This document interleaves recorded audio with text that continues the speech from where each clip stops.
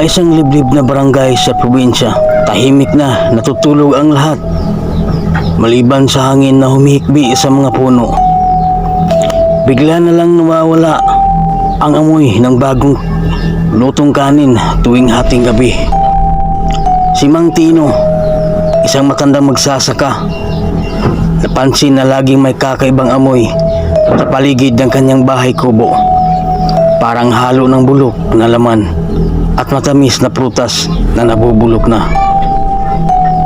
Isang gabi, habang natutulog siya, narinig niya ang mahinang kaluskos sa ilalim ng bahay. Parang may umaakyat sa mga haliging kahoy. Dahan-dahan at sadyang mabagal. Kinabukasan, nakita niyang may dugo sa sahig malapit sa kanyang unan. Hindi niya maalala na nasusugatan siya kahit kailan. Nagsimulang magkwento ang mga kapitbahay tungkol sa isang magandang babaeng bagong lipat sa kabilang bukid. Sabi nila, sobrang ganda nito pero walang nakakakita sa kanya tuwing umaga. Isang linggo pagkatapos, biglang nawala ang anak ni Aling Nina na si Rosa. Natagpuan lang ang kanyang sayang may gasgas at bahid na itim na laway. Nagtitipon-tipon na ang mga tao sa plaza.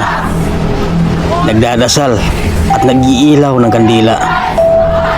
Pero sa likod ng mga puno, may nakikita silang anino na may mahabang dila. Si Mang Tino ay nagdesisyon maghintay sa gabi sa bubong ng kanyang bahay. Dala niya ang kanyang itak at isang supot ng bawang at asin. Bandang alas 10:30, narinig niyang may tumatawa sa malayo. Babaeng tawa pero parang may halong ungol na gutom. Bigla siyang napatingin sa ibaba. May babaeng nakatayo sa harap ng hagdanan. Maganda ito, pero ang mga mata nito pula at walang puti. Dahan-dahan itong umakyat. Bawat hakbang ay may kasamang malalim na creak ng kahoy na parang huling hininga. Ang mga paa nito ay baliktad. Sakong sa harap, mga daliri na parang mga galamay sa likod. Pagkarating sa bubong, umarap ito kay Mang Tino na nakatitig na sa kanya. Biglang nagbuka ang bibig hanggang tenga. Kitang-kita ang matutulis ng ngipin, parang mga karayom ng puno.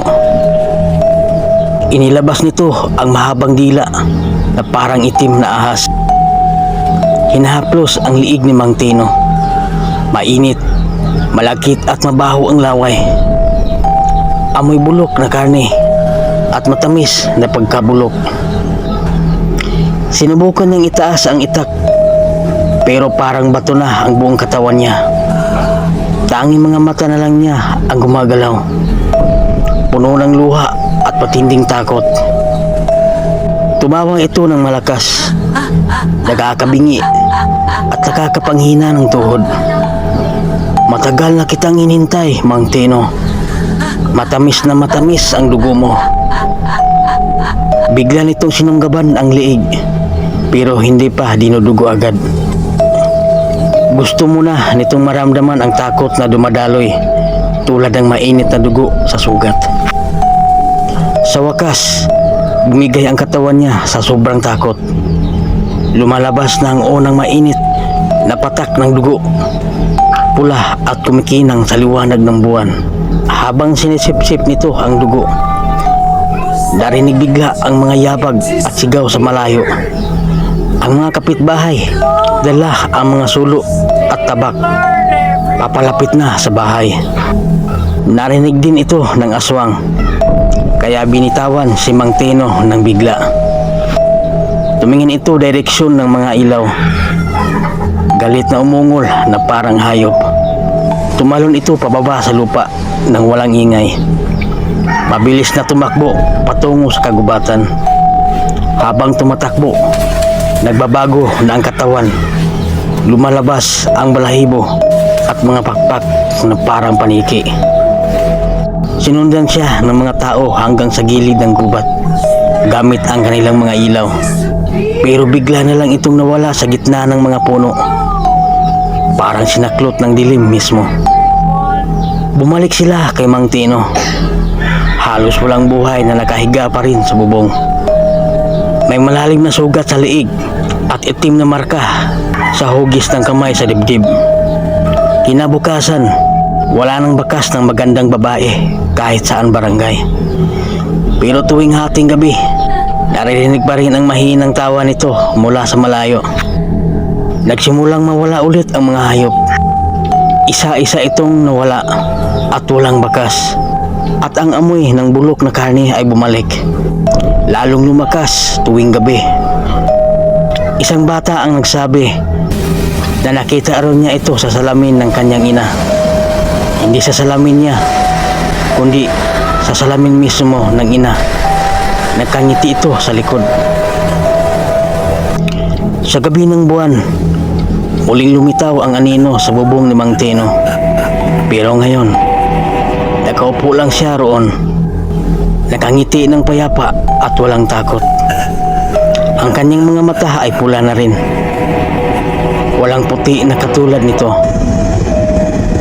Nagsimulang tumaas ang dila niya. Mahaba, itim at patuloy na tumutulo ang laway. Lumapit siya sa pintuan ng kapitbahay. Mahinang kumatok na parang dating kapitbahay lang.